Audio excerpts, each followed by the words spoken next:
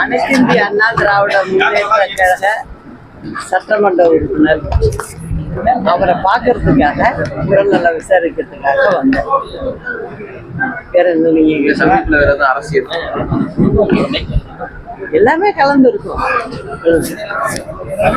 தொடர்ந்து அதிமுக அடுத்தடுத்த தலைவர்களுக்கு சலசலப்பு வந்து எப்படி பாக்குறீங்க? ஃபர்ஸ்ட் வந்து இவரு எடப்பாடி பழனிசாமிக்கும் செங்கோட்டையன் பற்றி, இப்போ வந்து எடப்பாடி இவரு ராஜேந்திர பாலாஜிக்கும் உங்களுக்கு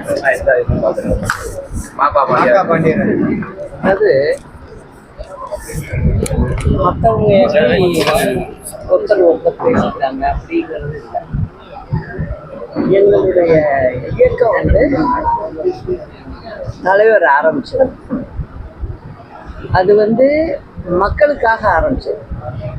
திமுக மாதிரி கிடையாது. நாங்கள் எங்களுடைய நிறுவன தலைவரே இது மக்களாட்சின்னு தான் சொல்லியிருக்காரு. அதே வழியில தான் புரட்சி தலைவி அம்மாவும் வந்தாங்க. எங்ககிட்ட இருக்கிறவங்க எல்லாரும் அப்படித்தான், நானும் அதே வழியில தான் இருக்கேன். அதனால நல்ல ஒரு ஆட்சியை 26ல் நாங்கள் கொடுப்போம். அது மக்கள் ஆட்சியா இருக்கும்.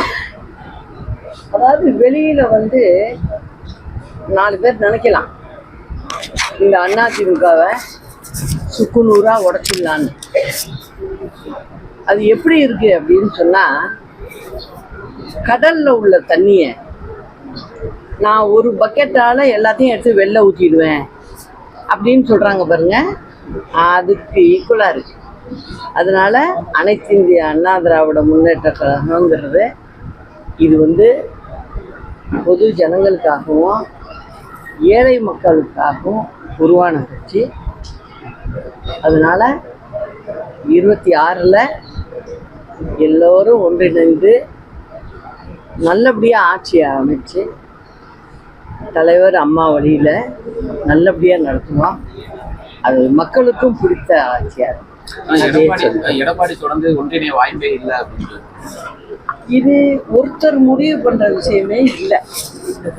எங்களுடைய சட்டத்திட்ட விதிகள் படி எங்களுடைய அடிமட்ட தொண்டன் என்ன முடிவு பண்றாங்களோ அதுதான் இந்த கட்சியினுடைய பைலா படி சட்டத்திட்ட விதிபடி நடக்கும்.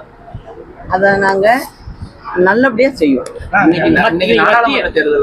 நாடாளுமன்றத்துல வந்து மத்திய அமைச்சர் வந்து தமிழக மக்களை பத்தி அவதூறா பேசியிருக்காரு. அது எப்படி? அதுக்காக திமுக தொடர்ந்து போராட்டம் பண்ணிட்டு இருக்காங்க. அதாவதுங்க, திமுக வந்து மத்திய அரசுன்னு பார்க்கணும். முதல்ல மத்திய அரசுன்னு பார்த்தாதான் இங்க ஆட்சியை சரிவர நடத்த முடியும். நீங்க வந்து சண்டை போடுறதுக்காக நீங்க வந்து மக்களுடைய வாக்கை வாங்கி போய் பார்லிமெண்ட்ல உட்காந்துருக்கீங்க அப்படின்னா வர்ற 26 தேர்தல்ல அதுக்கு உண்டான பதிலை தமிழ் மக்கள் நிச்சயம் கொடுப்பாங்க. ஏன் நான் எதுக்காக சொல்றேன்னா, இங்க வந்து அரசாங்கத்தை சரியா நடத்த முடியாம திணறிக்கிட்டு இருக்காங்க. இத மாற்றுப்பாதையில கொண்டு போகணுங்கிற ஒரே எண்ணத்தினால அவங்க செய்யற தவறுகளை வெளியில போகாம மாற்று முயற்சியில இந்த மாதிரி வேலையெல்லாம் செஞ்சுக்கிட்டு இருக்காங்கிறது தான் என்னுடைய கருத்து. இன்னைக்கு தமிழ்நாட்டுல நடந்துட்டு இருக்கு. அதாவது இது வந்து இந்த அரசாங்கத்தை பொறுத்த வரைக்கும் ஒரு துளி விஷயம்தான் வெளில வந்திருக்கு. இன்னும் போக போக பாருங்க, 26 தேர்தலுக்கு முன்ன நிறைய விஷயங்கள் வரும். ஏன்னா அந்த அளவுக்கு இந்த அரசாங்கத்தை சீர்கெடுத்து நடத்திக்கிட்டு இருக்காங்க. அரசாங்கத்தினுடைய முழு பங்குதாரர் இதுல பங்குதாரரா இருக்கு டாஸ்மாக்ல. அந்த டாஸ்மாக்லயே இந்த வேலை நடக்குது. அது மட்டும் இல்ல, ஒவ்வொரு ஃபேக்டரியிலையும் ஆர்டிஓ 2 தாசில்தார் இவங்க வந்து 24 மணி நேரமும் டியூட்டியில இருப்பாங்க. அவங்களும் அங்க இருக்கும்போது எப்படி பிளாக்ல லாரியில ஏத்தி வெளில போறது, எப்படி போகுது, இப்ப ஒன்னொன்னா கண்டுபிடிச்சிட்டு இருக்காங்கல்ல. எல்லாத்துக்கும் பதில் சொல்ற காலம் திமுகவுக்கு வரும்.